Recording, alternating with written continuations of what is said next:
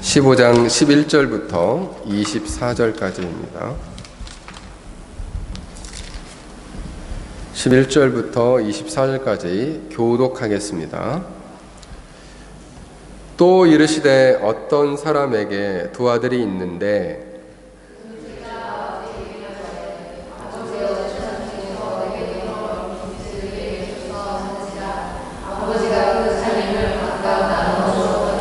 그 후 며칠이 안 되어 둘째 아들이 재물을 다 모아 가지고 먼 나라에 가 거기서 허랑방탕하여 그 재산을 낭비하더니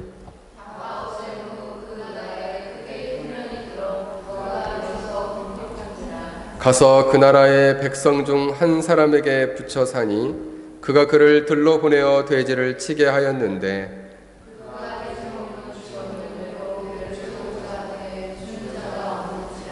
이에 스스로 돌이켜 이르되 내 아버지에게는 양식이 풍족한 품꾼이 얼마나 많은가 나는 여기서 주려 죽는구나.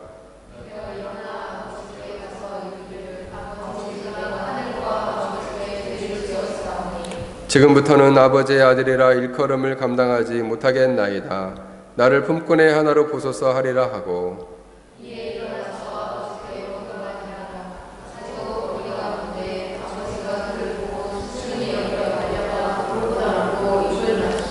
아들이 이르되 아버지여 내가 하늘과 아버지께 죄를 지었사오니 지금부터는 아버지의 아들이라 일컬음을 감당하지 못하겠나이다 하나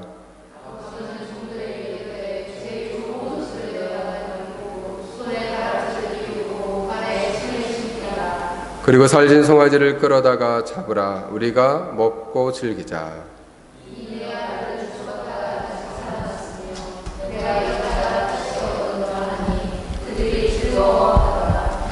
아멘. 잠깐 기도하겠습니다. 하나님 아버지 감사합니다. 오늘 이렇게 주위에 하나님의 거룩한 백성이요 종들이 주 앞에 모였습니다. 비록 저희가 연약한 모습이지만 하나님께서 저희들에게 풍성한 은혜를 주옵시고 또 이 배낭 열린 교회에도 넘치는 은혜를 주시고 이 시간 말씀을 들을 때 성령 하나님께서 밝히 조명하여 주옵소서. 감사드리며 예수님의 이름으로 기도합니다. 아멘. 오늘의 말씀은 이제 돌아온 아들의 인생이라는 주제를 가지고 말씀을 전하고자 합니다. 이제 본문에 보면은 이 15장 전체는 이제 예수님께서 처음 출발할 때 보면 예수님께서 세리들과 죄인들과 함께 밥을 먹는 모습을 보면서 이제 바리새인들과 서기관들이 그를 비판하기 시작합니다. 그리고 어떻게 죄인들하고 저렇게 앉아서 밥을 먹고 저렇게 만나는가라는 것이었습니다. 당시 바리새인들이나 서기관들이 볼 때 이제 죄인들이나 또 그가 만나고 있는 창기들이나 세리들은 부정한 사람들로 여겨졌습니다. 부정한 사람들과 만나면 부정해지기 때문에 그들과 만나지 않는 것이거든요. 그들을 인도해서 그들을 우리의 공동체의 일원으로 또 정결한 사람으로 만들어야겠다 이런 생각 자체가 아예 없었습니다. 그래서 이제 하나님께서는 한 사람의 죄인이 돌아왔을 때 그들을 보고 엄청 기뻐하시고 즐거워하는 것을 이 이스라엘의 지도자들, 서기관들이나 바리새인들은 알지 못했다는 것이죠. 예수님께서는 이제 오늘 본문에 나오는 돌아온 아들을 바로 그가 만나고 있는 창기들이나 세리들 그리고 그 당시에 불황아와 같은 죄인들을 비유를 하고 그리고 이제 둘 큰 형이라고 할 수 있는 사람들은 25절부터 31절까지 나오는 큰 형은 바로 이 회개치 않는 바리새인들을 빗대어 비유하고 있습니다. 그리고 유대인들을 빗대어 비유하고 있습니다. 그리고 그 아들을 기다리는 그 아버지는 하나님 아버지에 대해서 오늘 비유하고 있습니다. 주님은 오늘 본문에서 한 이야기를 하고 있는데 한 가정의 이야기에서 출발합니다. 한 가정에 두 아들이 있었는데 큰아들과 둘째 아들이 이제 오늘날로 치면은 약 한 10대 후반 정도의 아이들이 아니었을까 이렇게 생각이 듭니다. 본문의 나이는 정확히 나오지 않았는데 이제 엄마 아빠를 독립해서 막 살고 싶어하는 그러한 그 정도의 나이가 되지 않았겠나 싶습니다. 그래서 특별히 둘째 아들은 불만이 많았던 모양이에요. 아버지가 죽지도 않았는데 살아있는 가운데 유산을 요구했습니다. 원래 아버지가 죽으면 유산을 그 당시의 법에 의하면 3분의 1 정도 받을 수 있었답니다. 그런데 살아있을 때 요구하면 약 9분의 2 정도, 3분의 1이 안 되게 이제 거기에서 이제 약 3분의 1을 덜 받는 거죠. 그래서 9분의 2 정도 받게 되었는데 그래도 자기 재산을, 아버지 재산을 나눠달라고 했습니다.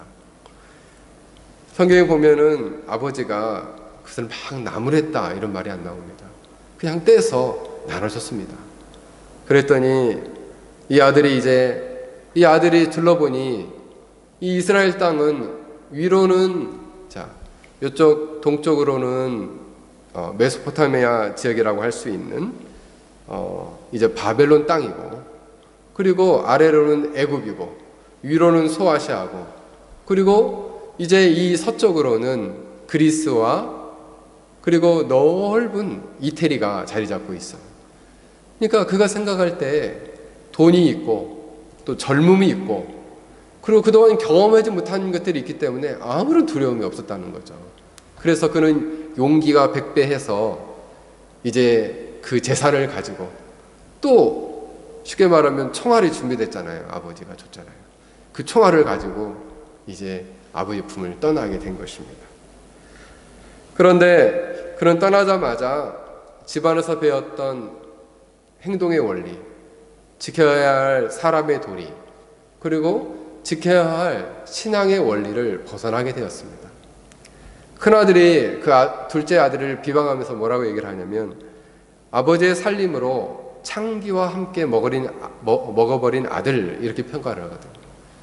그 평가가 그닥 틀린 것 같지가 않아요. 오늘 본문에 보면 허랑방탕했다 그랬습니다. 그래서 그 많은 재산을 짧은 시간 안에 탕진해버리고 빈털터리가 되었다라는 것입니다. 마치 이 본문은 아버지를 떠나 살려고 했던 이 아들은 누구를 이야기를 할까요?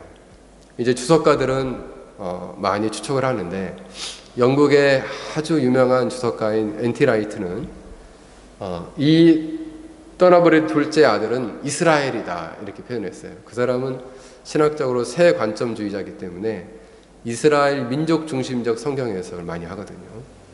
그러니까 이스라엘이다 이렇게 얘기를 하는데, 그러나 우선적으로는 이 아담은 누구냐?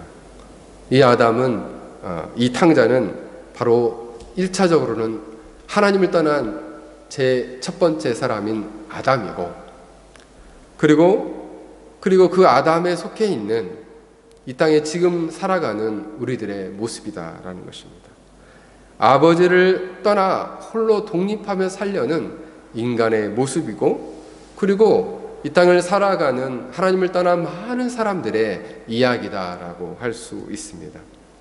아담은 사단의 속임수에 빠져서 하나님의 통치를 받으며 살아가는 것을 거절했습니다. 그리고 자신의 힘과 자기가 가지고 있는 자원으로 자기는 충분히 행복하게 살 수 있다고 생각했습니다. 스스로 신이 되어 자신의 생명을 스스로 확보하려고 하였고, 자신의 힘과 능력으로 이 일들을 감당하려고 했다는 것이죠. 여러분, 사실 우리가 하나님의 통치를 받는다는 것은 하나님이 하늘로부터 주시는 복을 받고 누린다는 것이거든요. 그런데 아담은 하나님의 통치를 받으며 하늘의 복을 누리며 살아가는 것보다는 내 힘으로, 내가 가지고 있는 자원을 가지고 자신의 행복과 안녕을 확보하려고 하였다는 것입니다. 사실 죄라는 것은 이처럼 스스로 자신을 의지하고 하나님을 떠나서 자신의 힘으로 모든 것을 확보하고 생명을 누리고 행복을 찾으려는 것 자체가 바로 교만이고 죄라는 것입니다. 죄의 근원은 이렇게 하나님을 의지하지 않는 것이에요. 죄의 근원은 교만입니다. 아버지를 의지하지 않고 자신의 힘으로 아버지에게 등을 돌리고 떠난 아들과 같이 바로 자신의 힘으로 자신이 가진 자원으로 행복을 찾으려고 하는 것, 그것이 바로 교만이고 죄인의 모습이다라는 것입니다. 이 땅에서도 여전히 자신의 힘을 의지하며 살아가는 사람들이 많이 있습니다. 자신의 지식, 자신이 가지고 있는 재산, 자신이 가지고 있는 많은 인간관계, 그리고 자신이 가지고 있는 수많은 자원들을 의지하며 살아가는 사람은 이 시대의 둘째 아들과 같습니다. 아버지에게 등을 돌린 둘째 아들의 모습이 지금 이 시대에도 얼마나 많은 사람들이 그러한 삶을 살아가고 있는지 모르겠습니다. 여러분, 이처럼 늘 자기 자신을, 이런 사람은 늘 자기가 자신의 편이에요. 늘 자신의 편에서 자신 생각대로, 자신의 마음대로 자신을 의지하며 살아가는 인생이다라는 것입니다. 나는 나의 편이다. 요즘 시대의 사조죠. 시대의 정신이 그렇게 부추기고 있습니다. 너의 인생은 너의 것이다. 너는 너다. 너는 네 마음대로 해라. 이런 것이죠. 그게 인생의 진정한 본질인 것처럼 이야기를 한다는 것입니다. 이제 우리가 신앙생활을 할 때 우리의 많은 믿음의 선배들의 인생을, 그들이 어떻게 하나님을 의지했는가를 바라보는 것도 우리의 경건생활에 매우 큰 유익을 줍니다. 미국에 너무나 잘 아는 링컨 대통령이 있습니다. 이 링컨 대통령은 그 인생에 대한 그 일기를 읽어보면, 전기를 읽어보면 참 어려운 인생을 살았다는 생각이 들어요. 사업에 2번 실패했고, 또 주의원, 하원 의원, 상원 의원, 부통령, 이런 모든 선거에서 7번 낙선했습니다. 그리고 사랑하는 가족들의 죽음을 5번 경험했습니다. 처음에는 어머니부터, 두 번째는 아들 둘을 잃고, 또 누나를 잃고, 그리고 성공은 별로 찾아본 적이 없고, 이제 수많은 정치적 시도를 하였으나 7번의 낙방을 한 거죠. 옛날로 치면은 낙방거사라는 말이 있는데 딱 맞아요. 낙방거사예요. 유일하게 당선된 게 주의원 당선되고, 전국적으로는 하원 의원 딱 1번 됐습니다. 그리고 51세에 대통령 선거를 나옵니다. 그러니까 정치적 경력으로 보면은 사실 실패자에 가까워요. 근데 저 같았으면, 저처럼 이 마음이 좀 여린 사람 같았으면은 포기했을 것 같아요. 정말 이렇게 사는 건 인생이 아니구나 하고 그냥 내 인생을 갖다가 에라 모르겠다 하고 던져버렸을 것 같아요. 왜냐하면 행복한 게 하나도 없잖아요. 근데 놀랍게 이 사람은 이런 실패가 반복될수록 그 실패에 물러나지 않아요. 그의 전기에 보면 실패할수록 사단이 이렇게 속삭이죠. 너는 실패했으니 모든 것을 다 포기해라. 그때마다 그는 사단의 음성에 귀를 기울이지 않고 하나님의 음성에 귀를 기울였어요.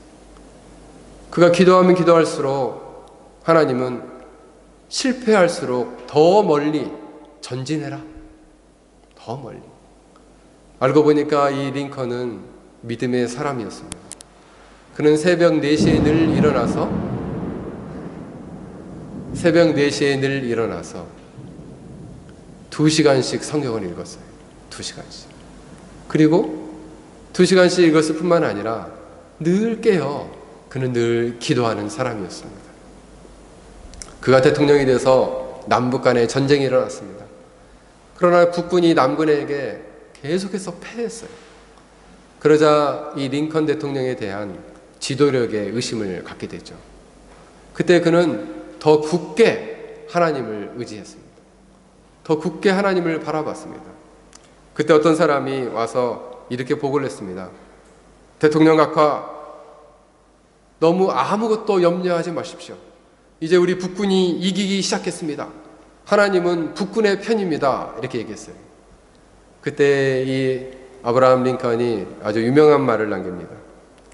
내가 염려하는 것은 내가 하나님이 내 편에 서 있는가, 그것이 아니라 내가 하나님 편에 서 있는가 하는 것이다. 내가 하나님 편에 서 있다면 하나님은 우리의 편이 되어 주신다. 하나님께서는 성경의 다윗을 통해서 나에게 그렇게 말씀해 주셨다. 이렇게 고백하였습니다.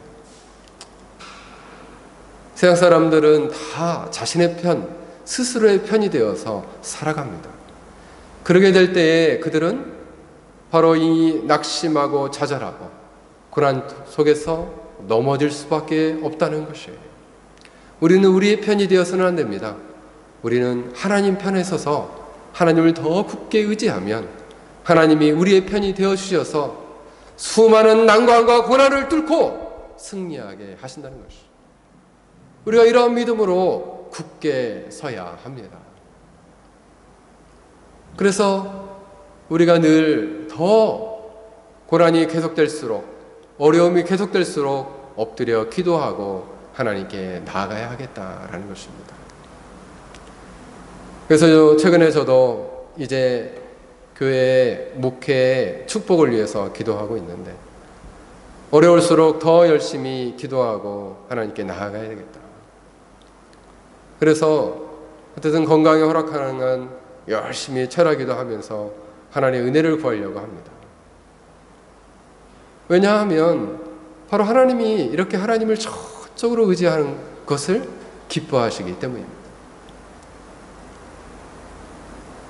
우리는 만약 우리가 현재적으로 고난과 어려움이 있음에도 불구하고 우리가 하나님을 의지하지 않고 있다라고 한다면, 우리가 하나님께 등을 돌리고 있다라고 한다면 우리는 매우 교만한 것입니다. 만약 우리가 하나님 없이도 행복하다라고 한다면 그 역시도 바로 하나님을 떠난 우리의 마음을 보여주는 것입니다. 그러므로 우리가 하나님을 떠나서 스스로 만족해하고 있다면, 하나님을 떠나 아버지를 떠나 스스로 만족해하며 살아가는 둘째 아들의 인생과 비슷하다라는 것입니다. 그러므로 우리가 우리 자신을 돌아보면서 전심으로 우리가 하늘 아버지이신, 우리 인생의 영적 아버지이신 하나님을 얼마나 굳게 의지하고 있는가를 곰곰이 생각해 보았으면 좋겠습니다. 두 번째로 보면 바로 이 아버지를 떠난 이 탕자의 이 둘째 아들의 인생은 어떠했습니까? 먼 나라에 갔습니다. 거기에서 자신은 영원한 행복을 찾을 것처럼 바로 잠시 잠깐 큰 기쁨과 즐거움을 누렸습니다. 그러나 짧은 시간 안에 재산을 다 허비하고 낭비해버리자 그는 급격히 가난하게 되었고, 그리고 이제는 큰 결핍이 찾아오게 되었습니다. 자신의 결핍이 찾아온 것도 힘든데 설상가상으로 나라 전체에 바로 이제 궁핍이 찾아들게 되었습니다. 옛날로 치면은 홍수나 가뭄이 찾아오지 않았나 싶어요. 그러다 보니까 이제는 더욱더 어렵게 되었다는 것입니다. 극심한 결핍과 고난이 찾아오게 된 것입니다. 사실 인간이 겪는 인생에서의 고난과 악, 수많은 결핍과 고난은 바로 그런 수많은 결핍과 고난은 하나님을 떠난 인간의 죄의 결과의 모습이요, 증상의 모습을 보여줍니다. 하나님을 떠난 이 둘째 아들의 삶은 어떻게 되었을까요? 그는 첫 번째 이방인의 종이 되었습니다. 이방인의 종이 되었다는 것은 어떤 의미일까요? 그는 부유한 농장의 아버지의 아들이었습니다. 유산을 받을 만한 그런 고귀한 신분이었습니다. 그러나 그가 이제 짐승과 같은 여기지는 노예가 되었다는 것입니다. 노예가. 여러분, 노예라는 삶은 어떤 삶일까요? 요즘 이 시대에도 노예 같은 삶을 사는 사람들이 있습니다. 인도에 가보면은 불가촉 천민들이 있는데, 지금도 이 불가촉 천민들이 13억 가까이 데에서 3억 명 정도가 불가촉 천민이라고 합니다. 3억 명. 3억이면 얼마나 많은 숫자입니까? 인도네시아 사람들이 약 2억 5천에서 3억 가까이 된다는데, 그 인도네시아 전 그 인구가 불가촉 천민이라는 거예요. 이 불가촉 천민 제도, 이 카스트 제도는 1947년도에 영국에서 이것을 폐지시켰습니다. 그런데도 불구하고 80% 이상이 힌두교인들이기 때문에 지금도 이 카스트 제도가 80%나 되는 힌두교 교인들에 의해서 유지가 되고 있다는 것입니다. 그래서 이 힌두교 안에서는 어떤 그 말이 있냐면, 모든 인간은 불평등하게 태어났다. 이것은 운명이라는 거예요. 그리고 그 운명을 받아들이고 살라는 것이죠. 그래서 이 불가촉 천민들은 공공장소에서는 별도의 식기로 먹거나 마셔야 하고, 그리고 극단적인 경우에는 강간이나 방화, 폭행, 살인까지 당하는 경우가 있습니다. 최근에 신문에 나온 것을 보니까 불가촉 천민과 어떤 딸이, 상인의 딸이 결혼을 했는데, 그 상인이, 그 딸의 아버지가 그 불가촉 천민인 사위를 살인 교사해서 죽였습니다. 그러니까 이 불가촉 천민들의 그림자도 밟기를 싫어한다. 인도 사람은 그런다는 거예요. 지금도 그게 유지가 되고 있다. 그럼 불가촉 천민들은 뭐 하는 사람들이냐?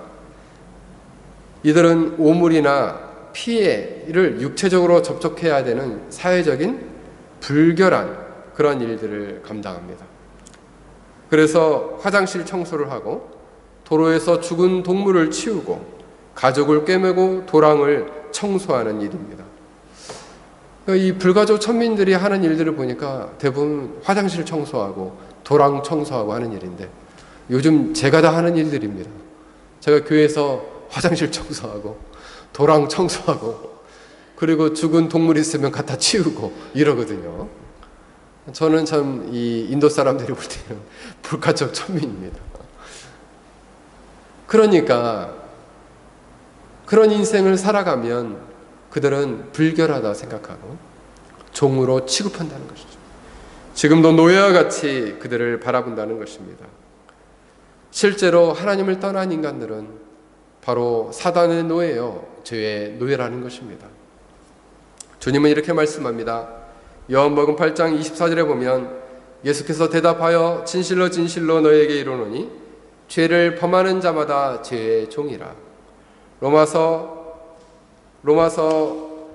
이제 6장 16절에서 18절을 보면, 죄의 종으로 사망에 이르고 혹은 순종의 종으로 의에 이르느니라.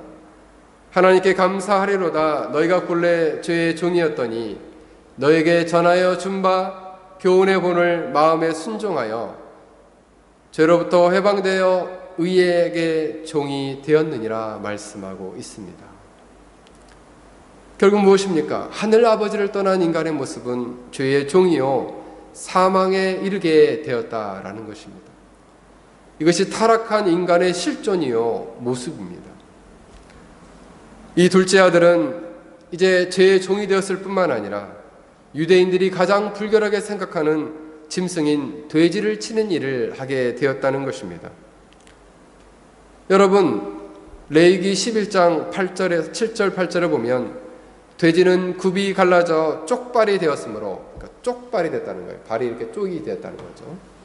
책임지를 못함으로 너희에게 부정하니 너희는 이러한 고기를 먹지도 말고 그 주검을 만지지도 말라. 이것은 너희에게 부정한 것이라. 여러분, 이 무슬림은 이제 유대교의 변종이라 할 수 있어요. 그렇기 때문에 모슬렘 안에서도 이 돼지를 아주 불결하게 여깁니다. 그리고 돼지고기 음식을 하는 데는 아예 식당의 근처에 가지를 않아요. 그래서 중국 식당은 없어요. 이 말레이 사람이 아예 없습니다. 그 이유가 거기에 있습니다. 지금도 불결하게 여기는 것이거든요. 유대 랍비의 격언 중에는 이런 말도 있습니다. 돼지를 사육하는 자는 저주를 받을 것이다. 그러니까 둘째 아들은 바로 저주를 받을 사람인 거예요. 유대인들이 볼 때.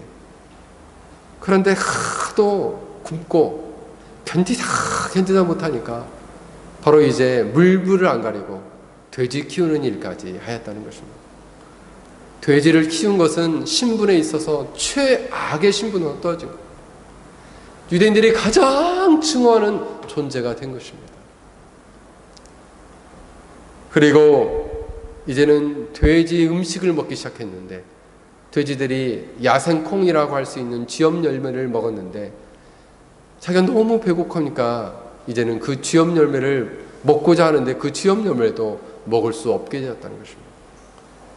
바로 하나님을 떠난 인간이 얼마나 결핍되어 있고 그리고 얼마나 고난 가운데 있으며 얼마나 비참한 처지에 놓이게 되었는가를 보여줍니다. 마치 이 모습은 이렇게 우리가 생각할 수 있습니다.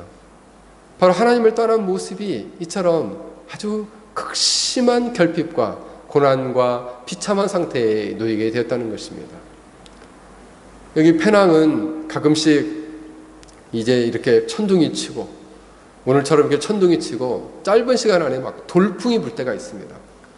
저희 집도 이 바닷가에 있다 보니까 돌풍이 불면은 막 창문이 오래된 집이다 보니까 후 흔들립니다. 창문이 그냥 흔들리는 게 아니라 후 막 흔들려요. 막 우는 것처럼. 그런데 최근에 여기에 큰 나무, 저희 아파트 앞에도 막 어마어마하게 큰 나무가 쓰러졌는데 요 앞쪽에도 보니까 이 나무가 쓰러져 가지고 조그만한 개딱지 같은 차가 있는데 그 차를 아예 덮쳤더라고요. 그래서 그 차가 찌그러져 가지고 정말 접시처럼 됐어요. 이렇게 접시처럼 조그만한 차인데 완전 찌그러진 깡통처럼 된 거예요. 그렇게 뿌리가 뽑힌 나무와 같다는 거죠. 현재적으로 뿌리가 뽑혀 있는데 금방 뽑혔기 때문에 나무는 살아 있어요. 그리고 푸른 잎을 갖고 있고 푸른 가지를 가지고 있어요. 겉은 살아 있고 살아 있는 것 같은데 뿌리가 뽑히니까 이 페낭이 열기 있는 태양빛은 얼마나 뜨겁습니까? 태양이 비추니까 일주일도 되지 않아서 노랗게 말라버려요. 노랗게 말라버리니까 여기 청소하는 사람 치우는 공무원들이 와가지고 통으로 다 자르대요. 그래서 통으로 다 잘라가지고 그를 이제 차에 실어가지고 이 도로에서 치우는 것을 봤습니다. 바로 하나님을 떠난 인생이 뿌리 뽑힌 나무와 같습니다. 그래서 현재적으로 살아있는 것 같으나 그 나무에게는 벌써 죽음이 임했고 죽음의 권세가 그를 사로잡았고 죽음의 병에 걸려 있다는 것이에요. 그게 바로 하나님을 떠나 있는 인간의 실존이요 모습이라는 것입니다. 하나님의 무한한 자원을 갖고 받아 누리지 못한다면 그는 유한한 자원과 내재된 자원 때문에 금방 결핍을 느끼고 뿌리가 뽑힌 나무와 같이 죽음에 처하게 될 것이라는 것입니다.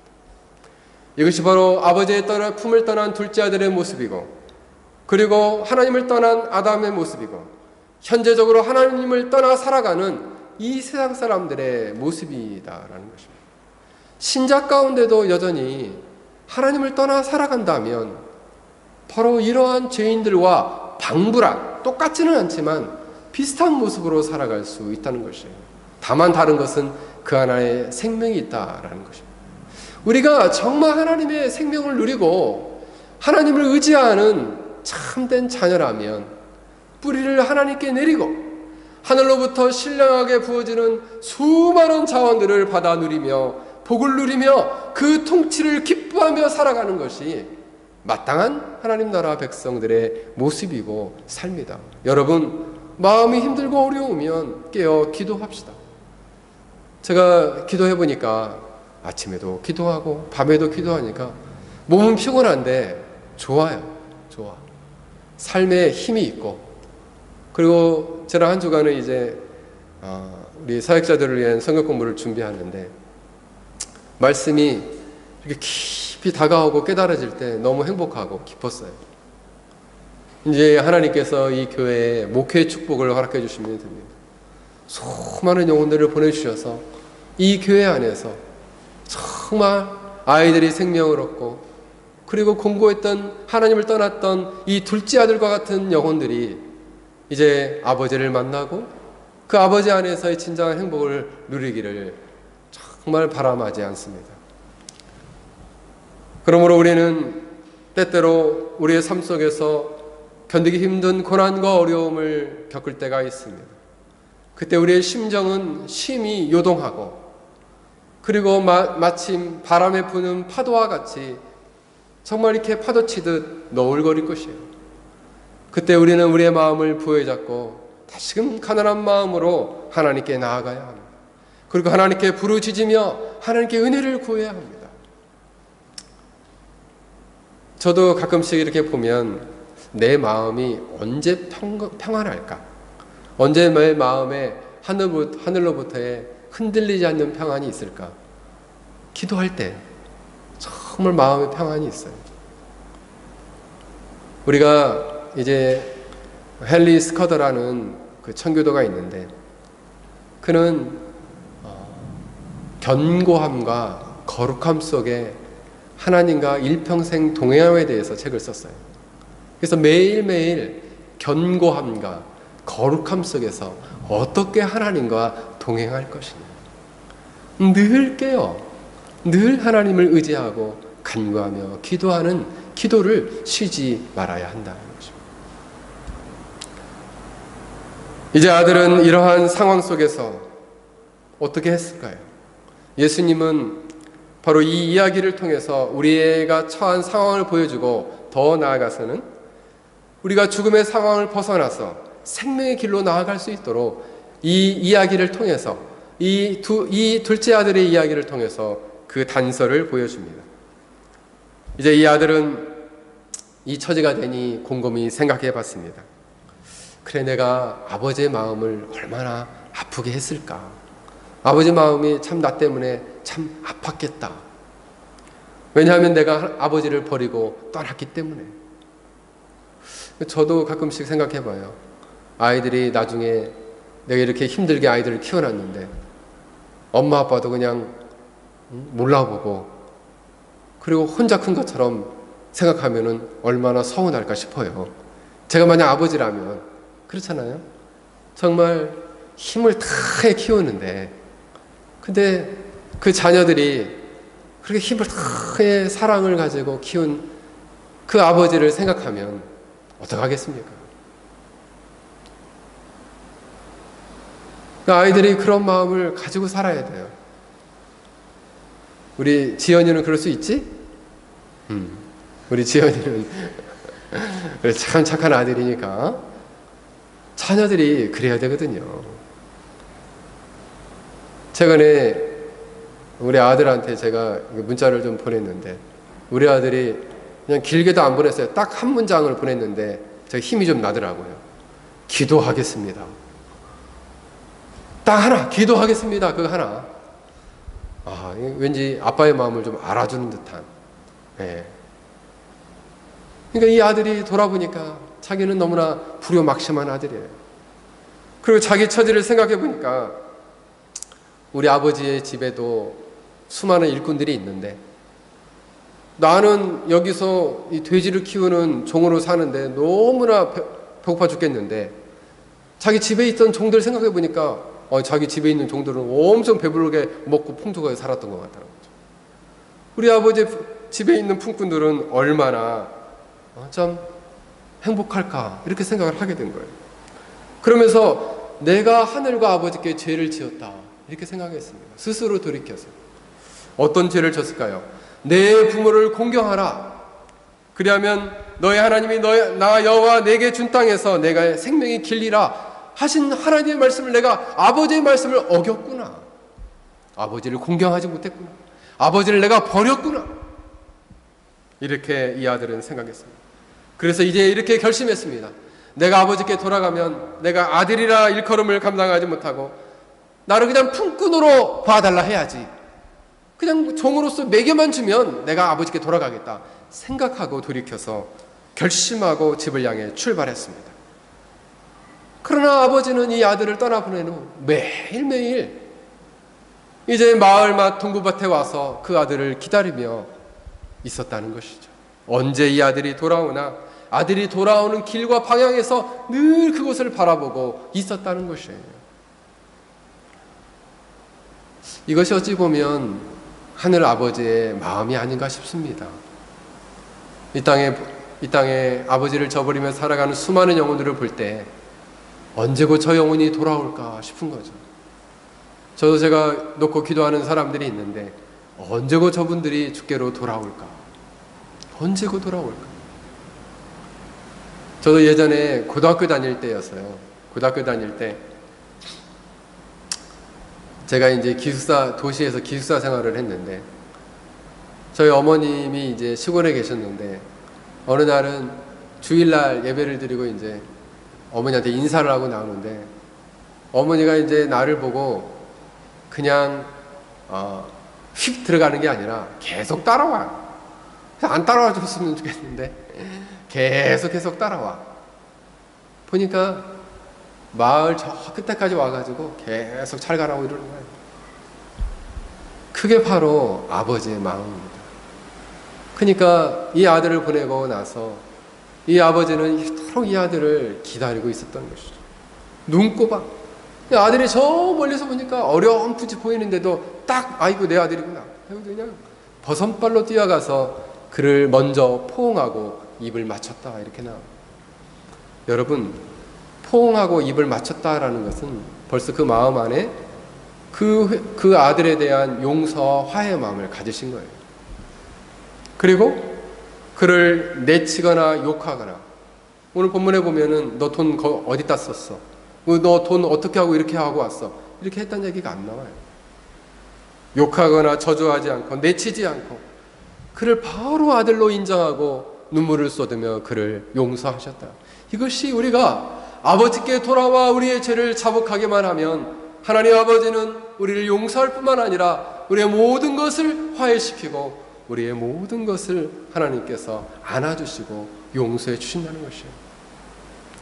더 나아가서는 집에 있는 가장 좋은 옷을 입히고 아들의 신분을 확증하는 반지를 끼워주고, 이 가락지를 끼워줄 뿐만 아니라 노예는 신발이 없거든요.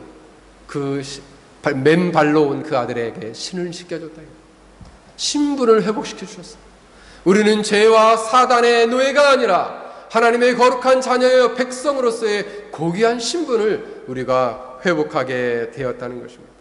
어떻게 이런 일이 가능할까요? 이것은 바로 우리를 긍휼히 여기시고 오래 참으시고 우리를 사랑하시는 하나님 아버지에게 우리가 돌아왔기 때문입니다. 여러분, 아들이 아버지께 돌아오는 것은 한마디로 구원입니다. 하나님을 멀리 떠나 있는 인간의 실존이 아버지께 돌아오는 것은 구원이에요.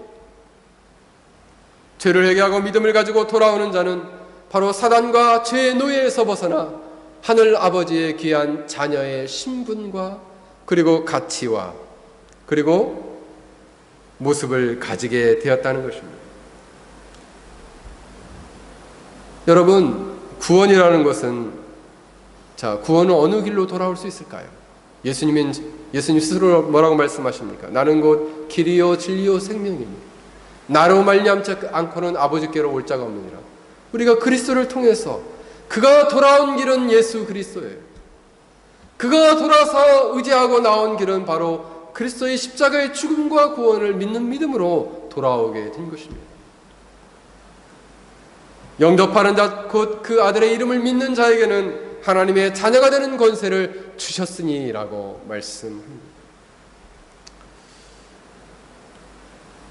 여러분, 빌리 그레엄 목사님에게 미국의 아주 유명한 부흥사시죠.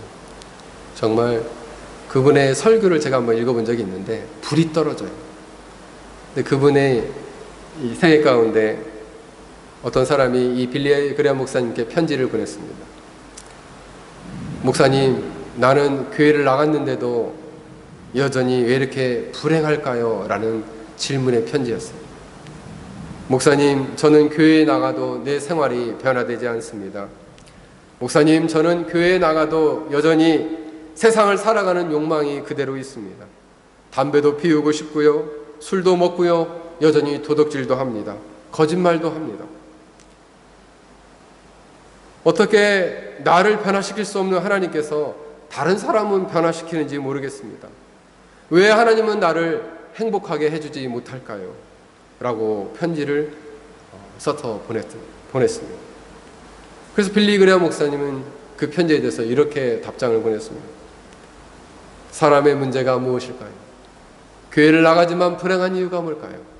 형제여, 형제가 불행한 이유는 죄로부터 돌이키지 못한 까닭입니다. 아들이 불행한 이유는 죄로부터 돌이켜, 세상으로부터 돌이켜 바로 그리스도를 따라 아버지께로 돌아오지 못했기 때문이에요. 그는 교회에 나와 있지만 여전히 그의 마음은 죄로부터 돌이키거나 세상으로부터 돌이키지 못했기 때문에 여전히 그는 행복하지 못하고 여전히 그는 세상의 죄 가운데 놓여 있다라는 것입니다. 그러므로 우리의 삶의 모습은 어떻습니까? 우리가 신앙생활을 하지만 여전히 우리의 모습은 완전히 주께로 돌이켰습니까? 그리고 주님께로 나왔습니까? 바로 우리가 죄된 삶에서 그리스도이신 주님을 믿고 아버지께로 돌아오기만 한다면 우리를 회복시켜 주시고 구원해 주신다는 것이에요. 얼마나 좋으신 분입니까? 바로 돌아온 이 아들에게 이제는 신발을 신겨줄 뿐만 아니라 살진 송아지를 잡아서 잔치를 베풀어 주시는 거죠. 그러면서 축하해 줍니다. 그리고 아버지가 이렇게 얘기해요. 내 아들이 죽었다 다시 살아났다. 잃었다 내가 다시 찾았다. 로이드 존스 목사님이 쓴 책 중에 영적 선택이라는 책을 보면 양자의 특권에 대해서 이렇게 말씀하고 있습니다. 어떤 사람이 양자로 받아들였다는 것은 혈연관계가 없었던 혈연관계가 생겼다라는 의미가 아니라는 것입니다. 혈통적 관계는 아니지만 법적으로 자녀의 지위를 갖게 됐다는 거예요. 그리고 그의 영혼은 법적인 자녀가 되었지만 그의 영혼의 근본적인 변화는 성령의 역사에 의해서 중생에 의해서 영적인 변화가 일어난다는 것이에요. 그리고 그의 신분은 그 영적인 변화가 일어나고 바로 의롭다 칭해주는 그 칭의에 의해서 바로 양자의 신분과 지위와 위치를 갖게 되었다는 것입니다. 양자의 위치와 신분과 직분을 바로 이 지위를 갖게 되면 어떤 일이 일어나느냐? 아들로서의 엄청난 특권을 누리게 된다는 것이죠. 아들이니까요, 집에 와서 양자가 되었으니까 아버지 집에 와서 그 아버지와 함께 자고 그 부모님과 함께 먹고 그리고 그 부모님의 사랑과 돌봄을 받게 되는 거죠. 그리고 이 자녀가 살아갈 수 있도록 수많은 자원을 다시 공급해 주는 거예요. 여러분, 자녀이니까 어떻습니까? 같이 자고 같이 먹고 필요하다고 하면 사주고 그리고 어디 아프다고 그러면 그래 어디가 아팠어 하고 보호해주고 지켜주고 붙잡아주고 그게 바로 자녀의 특권이에요. 우리가 돌이켜서 하나님 아버지께로 나와 그분을 전심으로 의지하며 살아가게 된다면 우리가 이처럼 하나님의 특별한 돌보심과 보호하심 속에서 하나님의 특별한 사랑과 교제와 교통 속에서 살아가게 된다는 것입니다. 그리고 수많은 이 땅을 살아가기에 필요한 수많은 자원들을 공급해 주신다는 것입니다. 그러므로 여러분은 이런 유일하신 참 하나님과 그의 아들, 그의 보내신 아들을 알아가는 데 기쁨을 누리고 있습니까? 그리고 하나님의 특별한 보호하심과 돌보심 속에 이것을 경험하고 현재적으로 살아가고 있냐 하는 것입니다.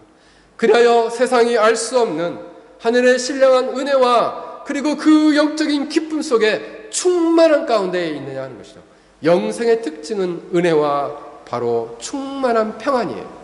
그 평안이 있느냐 하는 것입니다. 바로 사랑의 하신 아버지께로 돌아오기만 한다면 이런 평안과 기쁨 그리고 은혜로 충만히 살아가게 된다는 것입니다. 이제 말씀을 맺겠습니다. 여러분, 본문에 보면은 돌아온 아들 있습니다. 근데 이제 31절 2절 말씀까지는 돌아온 아들 내용이 나와 있는데, 돌아오면 끝나느냐? 돌아오면 끝나느냐? 세상에서 돌아와서 유명세를 탄 사람도 있었습니다. 한국에도 유명한 깡패가 있었죠. 깡패. 그래가지고 그 깡패가 돌아와서 주님을 감옥에서 주님을 믿게 됐다 해가지고 또 교회마다 돌아다니면서 간증하고 그랬습니다. 근데 나중에 어떻게 됐나요? 그 사람 다시 깡패로 돌아와가지고 사람들 돈 뺐다가 다시 감옥에 또 갔죠. 근데 그것은 안 나와요. 방송에 안 나와. 여러분, 돌아오는 것도 중요한데 돌아와서 회복된 하나님과의 관계를 유지하는 것도 중요하다는 것입니다. 오늘 이 한날에 우리가 하나님께서 우리를 돌이킬 뿐만 아니라 그분의 관계 속에서 늘 하나님을 의지하며 살아갈 수 있기를 주의 이름으로 간절히 축원합니다. 우리 한번 같이 기도하겠습니다. 우리 말씀을 생각하며 같이 기도하겠습니다. 우리가 이처럼 하나님을 굳게 의지하는 믿음으로 또 하나님께 돌아와 하늘로부터의 신령한 자원